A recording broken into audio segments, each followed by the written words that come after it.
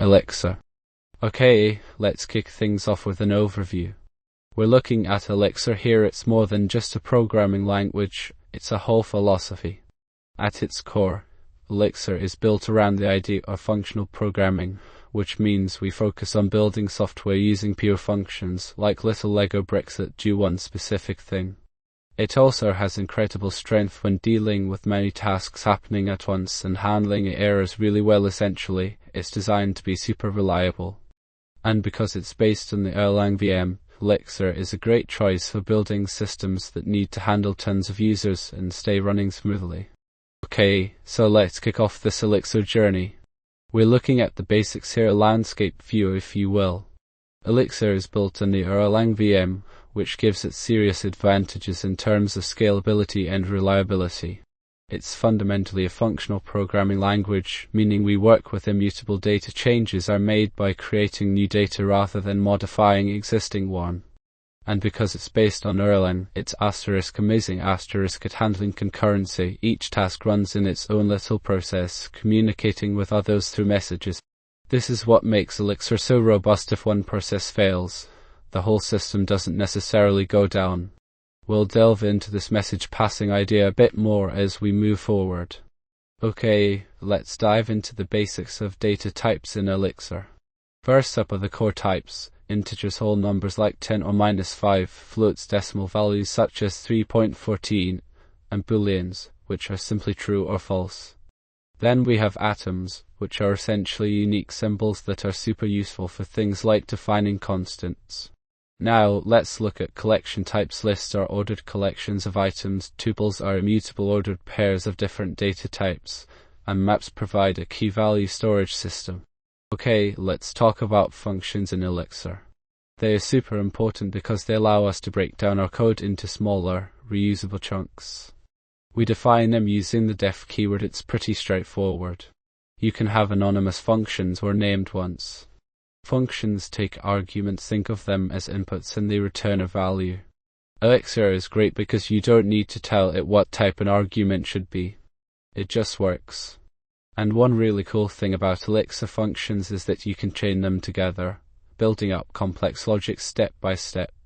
These pure functions are also immutable, meaning they won't change anything outside of themselves when called, which makes our code much more predictable and easier to debug. Okay, let's talk about modules in Elixir.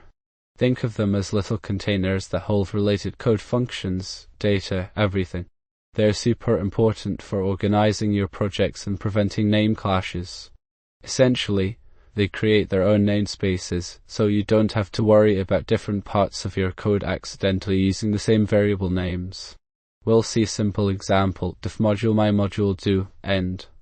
It's a really basic structure, but it demonstrates how modules encapsulate functionality and make your code much more manageable, especially as projects grow in complexity. Okay, let's talk about concurrency in Elixir. We're going to focus on actors. They are a really clever way to handle multiple tasks simultaneously without getting bogged down by complex locking and synchronization.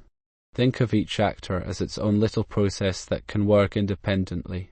They communicate with each other solely through messages, so there's no shared memory causing conflicts or race conditions. It's a super lightweight system, allowing you to build highly concurrent applications efficiently. Elixir's OTP provides the tools like agents and gen servers for creating and managing these actors. Let's look at a simple example of an agent that keeps track of a counter. It demonstrates how each actor operates independently and updates its state based on received messages. Okay, let's talk about OTP. That's Elixir's open telecom platform. We're focusing on two key players today: gen server and supervisors. Gen server is like a stateful process. It remembers things between calls, allowing you to build more complex logic. It handles messages, and you define functions for starting, responding to those messages, and shutting down.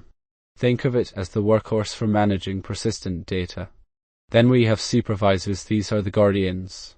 They watch over your child processes, often gen servers, and automatically restart them if they fail, ensuring that your system stays running smoothly. Okay, let's explore pattern matching in Elixir. It's a really clever way to deal with data. Think of it like surveying a vast landscape. You're looking for specific elements and reacting accordingly.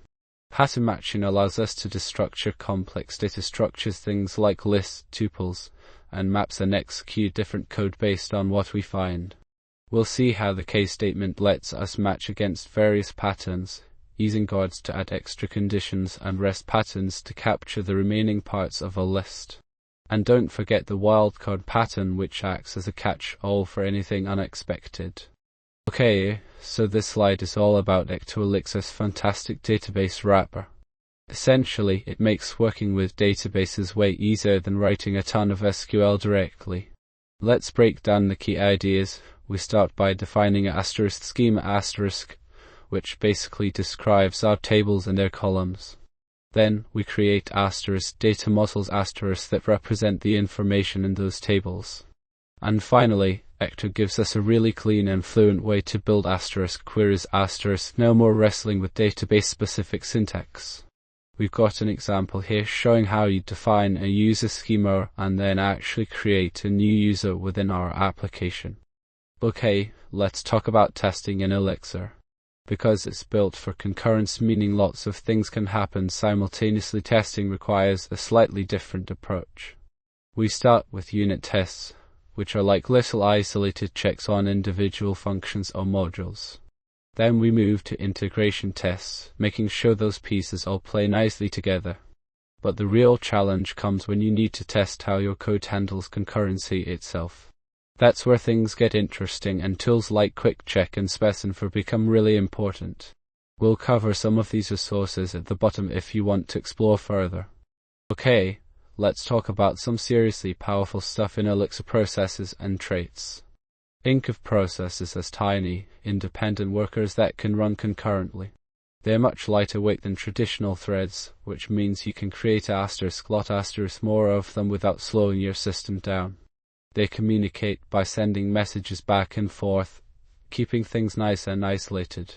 We'll see an example of this in the code snippet there. It shows how a worker process receives a message, does some work, and then sends back a response.